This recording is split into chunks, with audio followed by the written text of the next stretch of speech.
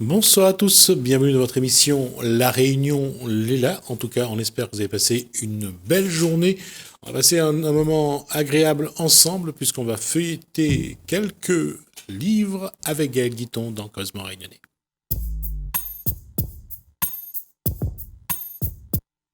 Bonsoir Gaël Guiton. Bonsoir Gismi. Autour de vous, ce que vous aimez le plus? Non, c'est mon mari et mon fils. Et en troisième position. J'ai voulu faire créer des problèmes de ménage, mais ça ne marchera pas. Non. Bonsoir Gaël Guiton. Votre invité c'est Christophe Chabiran. Bonsoir. Voilà. Alors, qui est ce monsieur et qu'est-ce que... Alors, qui est ce monsieur? Donc, Christophe Chabiran, qui écrit depuis quelques temps. Mais je voudrais d'abord préciser une chose, c'est que Christophe Chabiran a fait une très belle initiative pendant le confinement. Il nous a proposé chaque jour une nouvelle qu'il a proposée libre à toutes les personnes qui le partageaient. Moi, je partageais à chaque fois pour que les personnes puissent lire aussi ces nouvelles. Donc, un petit moment de lecture à la fin de la journée ou le matin, comme vous voulez. Et il y a une chose que je dis souvent sur les nouvelles, sur les personnes qui écrivent des nouvelles, c'est quand on n'est pas trop fan de lecture, qu'on n'aime pas perdre du temps, le meilleur moyen d'apprécier la lecture, c'est de prendre un recueil de nouvelles. Donc, Christophe Chabiran, je suis très fan de ce qu'il propose en recueil de nouvelles. Et de le prendre comme un livre de chevet et de sortir une nouvelle un jour, au bout de 2-3 jours, une autre nouvelle, et de prendre son temps de lire. Et ça permet de découvrir une plume déjà, et ça permet d'apprécier la lecture avec des histoires courtes. D'accord, bravo à vous et merci. Ah ben non, c'était je m'ennuyais moi aussi un peu pendant le confinement, donc j'avais envie d'un peu de partager mes écrits avec les lecteurs. Et ça a bien fonctionné puisque j'ai eu beaucoup de retours. J'étais content de cette initiative, en accord d'ailleurs avec ma maison d'édition, Orphi, puisque je glanais une nouvelle dans un recueil, une autre fois dans un autre. C'était un petit peu un patchwork, quoi. Et au final, je crois que ça a été bien apprécié, moi aussi. D'accord. Surtout le retour. Et je pense que le confinement est un cadre qui a amené des relations plus fortes. Et je pense que là, ça sentait que les gens avaient besoin aussi de trouver des choses intéressantes à faire et à lire. Oui, et puis la nouvelle, l'avantage de la nouvelle, c'est que ça correspond pour moi à la vie moderne. On peut lire un texte assez court, 4 ou 5 pages, une histoire, et puis réfléchir dessus. Parce qu'il y a souvent pas un message, mais il y a un sens dans une nouvelle. Souvent, on a envie d'amener le lecteur à réfléchir sur telle ou telle chose, sur tel ou tel problème, tel ou tel phénomène de société. Quand on est en confinement comme ça, à cause d'une crise sanitaire, quels sont les sujets sur lesquels vous avez envie que les gens réfléchissent un peu? Un petit peu de tous les sujets. Moi, mes nouvelles sont contemporaines, donc je traite de sujets qui sont divers et variés, mais qui concernent le monde moderne, le monde contemporain. Ça peut être inspiré par un fait divers, mais ça peut être aussi une grande question sociétale, comme l'homosexualité, par exemple, ou la possibilité pour une femme d'avoir un enfant avec procréation assistée. Oui, ça peut être simplement une amitié. Ça peut être autant de nouvelles, autant de sujets. D'accord. Alors, nous avons des ouvrages sur ce plateau, Gaël Guiton. Alors, on va commencer. Alors, j'ai découvert... Christophe Chabiran, je l'avais découvert avec son duo de sa saga policière avec Azambo et Picard, que j'avais déjà présenté une première fois. Donc, il y a les 4 tomes. Je ne sais pas si le 5e tome arrive bientôt. Si, il est prêt, mais bon, il va falloir attendre puisque la crise continue pour les maisons d'édition, donc tout est retardé. Voilà, c'était une manière de demander. On va juste représenter les. Alors, les le ouvrages. premier, c'était Datura et Soleil Noir. Alors, Datura et Soleil Noir. D'accord, c'est bon, ça il vient bien à l'écran. Voilà. Après. Le deuxième, c'était Takotaif. Non, le deuxième, c'est les gouttes d'eau. Ah oui, les gouttes d'eau. C'était mon préféré d'ailleurs. Ouais. Oui, les gouttes d'eau. D'accord. Tokatai Fugue. Ouais. D'accord. Et le dernier, les Diaboliques. D'accord.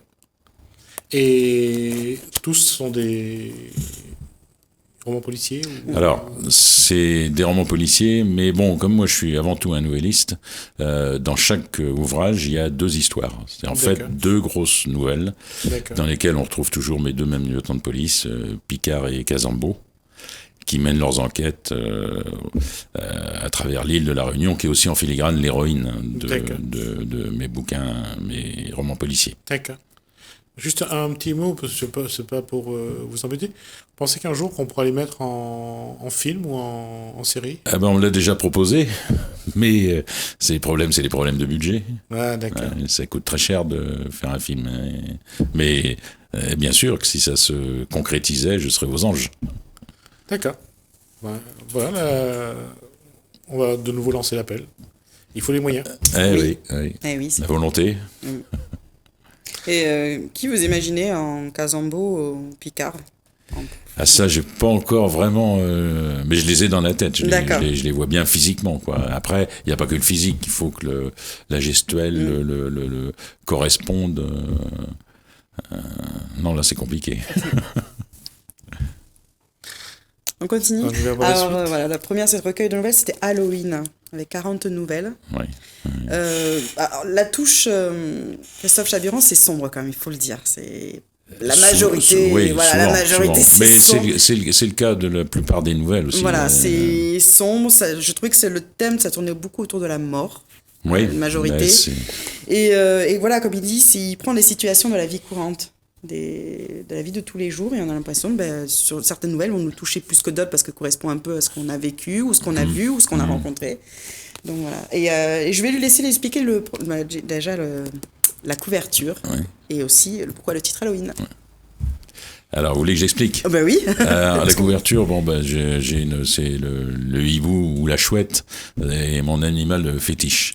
Et puis pour pas mal de raisons, mais moi aussi je suis plutôt un nocturne et j'ai souvent manqué de sagesse. Or l'oiseau de Minerve qui s'envole dans la nuit, c'est la sagesse dans l'Antiquité chez les Grecs. Donc là, il y a au moins ces 2 raisons-là, il y en a d'autres qui sont plus intimes. Et c'est aussi, alors le titre Halloween, c'est une nouvelle qui donne son nom au recueil.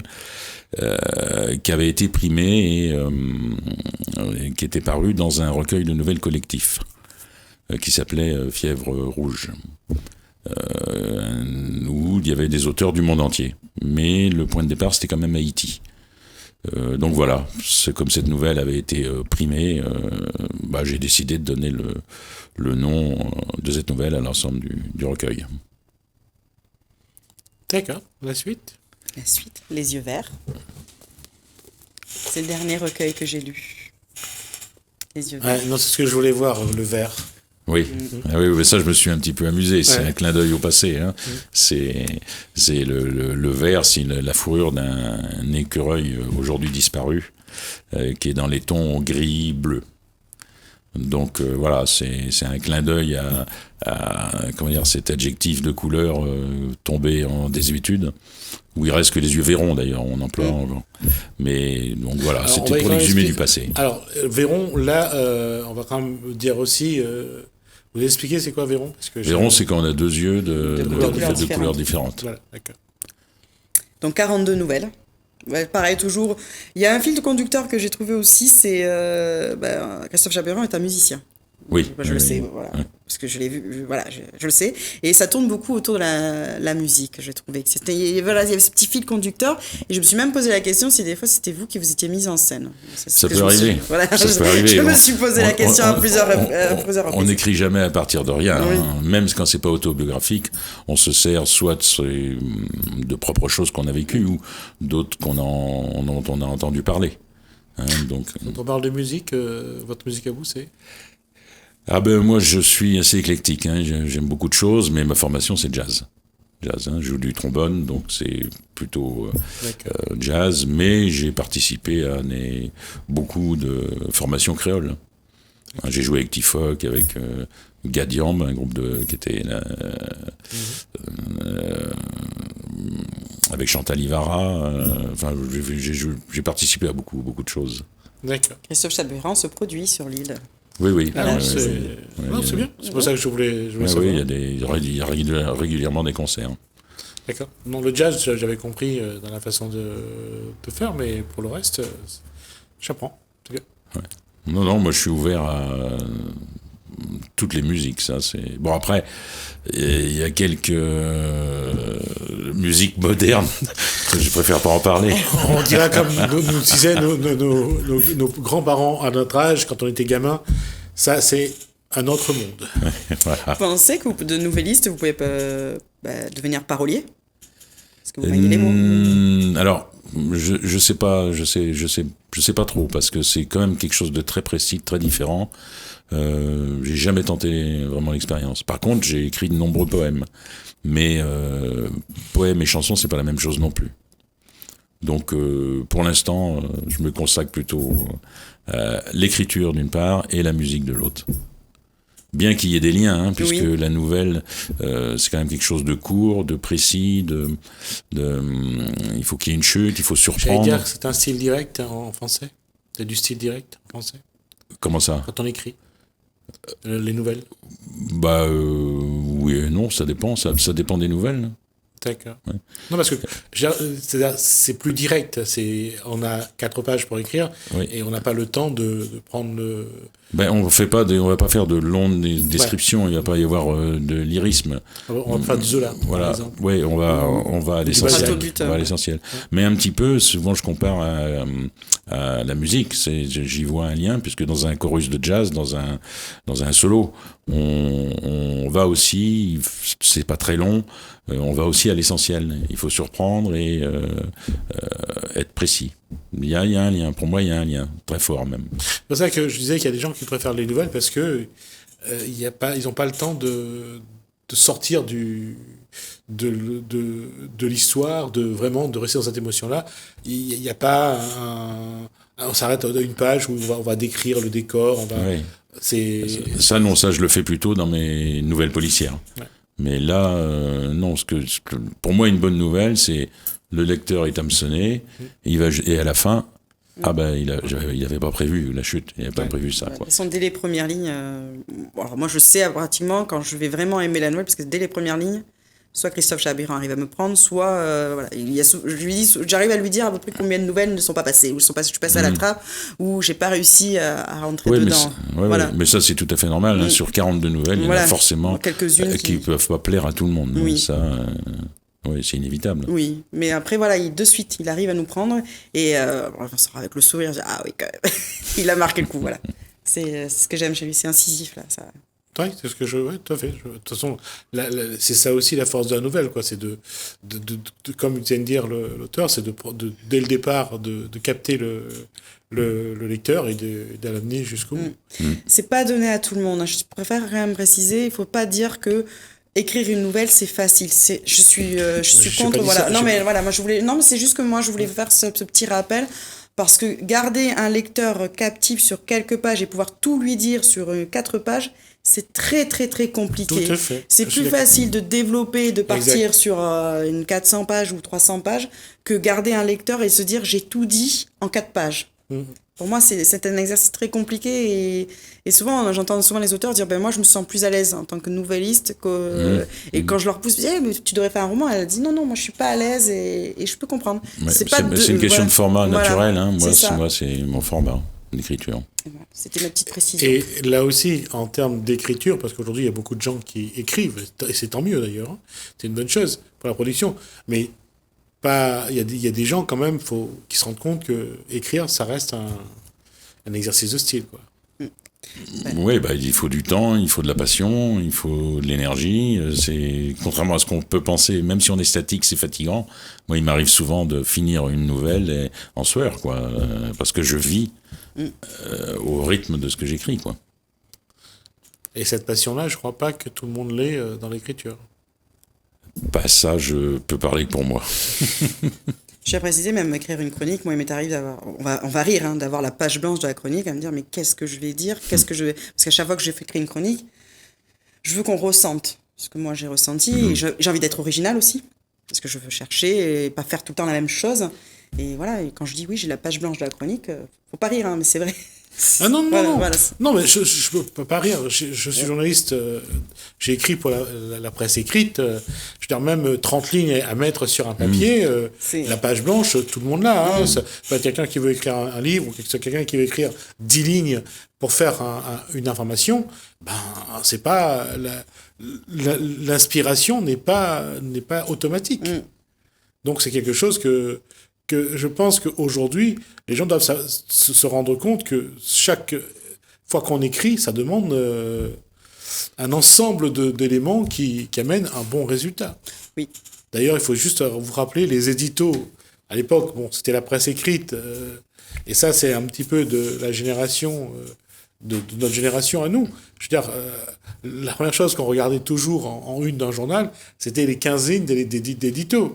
Et quand on regardait la personne, on leur demandait à la personne qui allait écrire, ben parfois il prenait une journée pour trouver le sujet et trouver après, pendant 1 heure ou 2 heures, les 15 lignes qu'il allait écrire.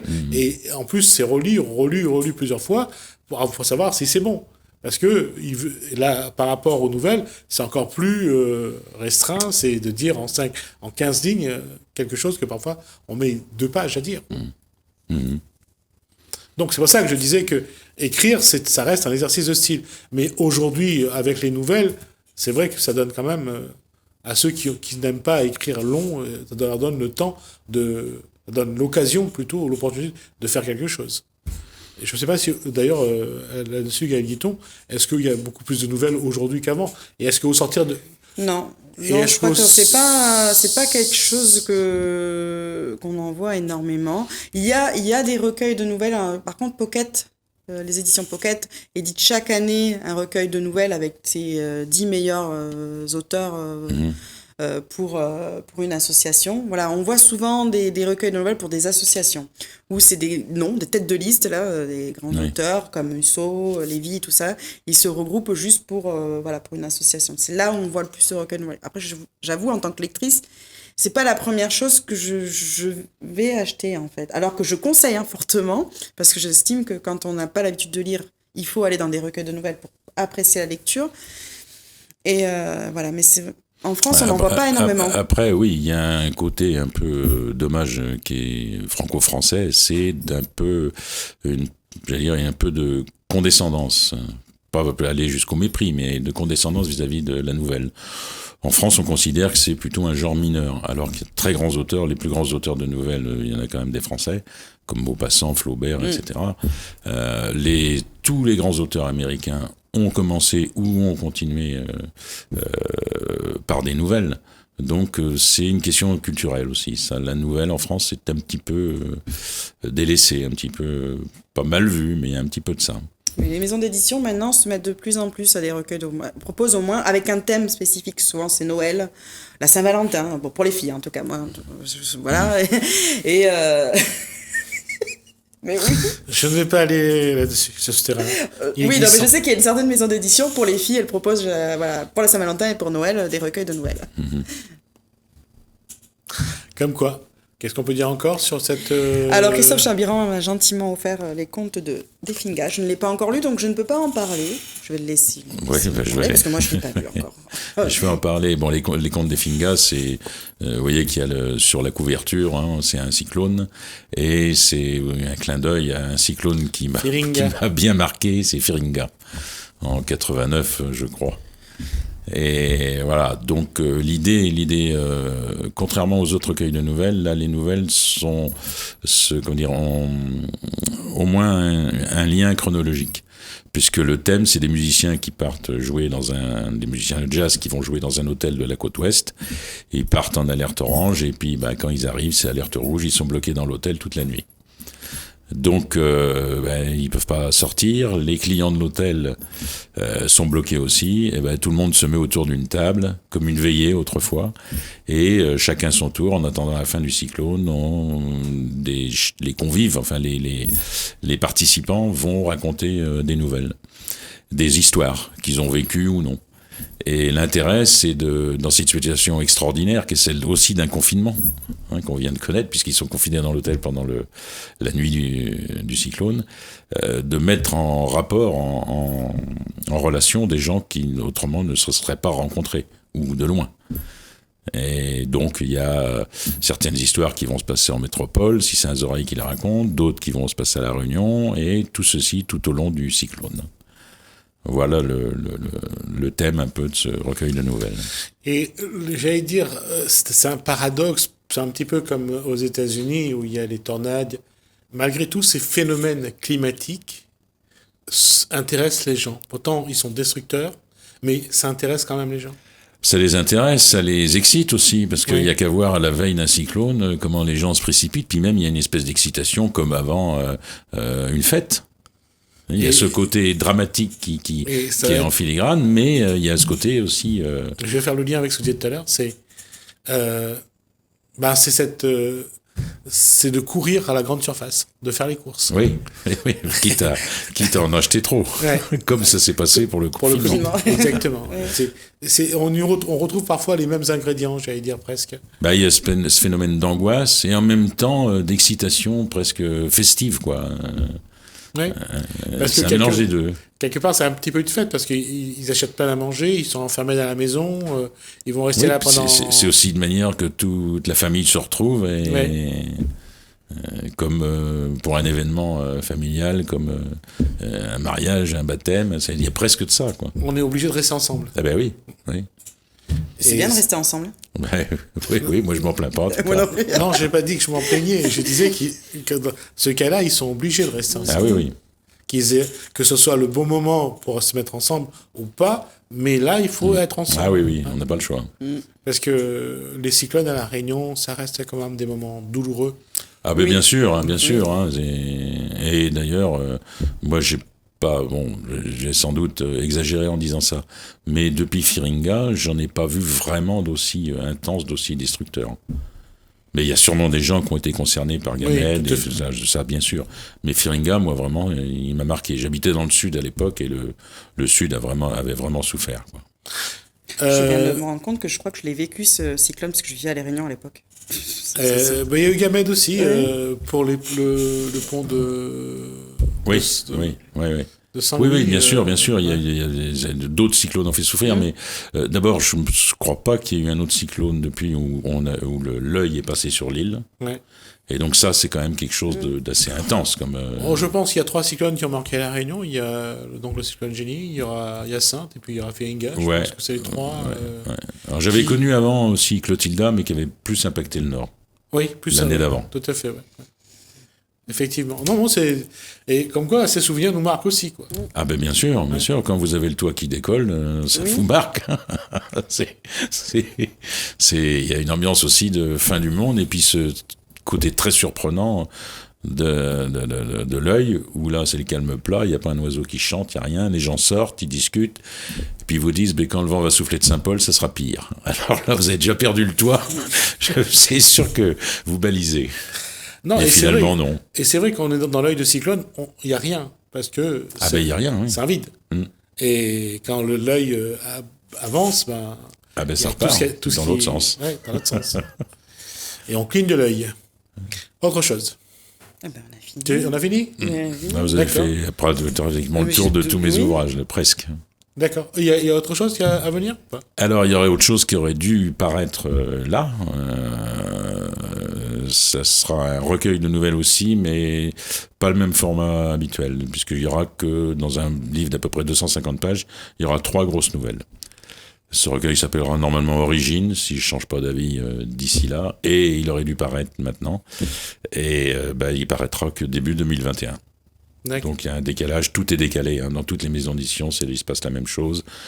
Les auteurs, comme il n'y a pas eu de salon de Paris cette année, tout ce qui était prévu pour le salon de Paris est décalé, et tout ce qui arrivait après est décalé aussi. D'accord.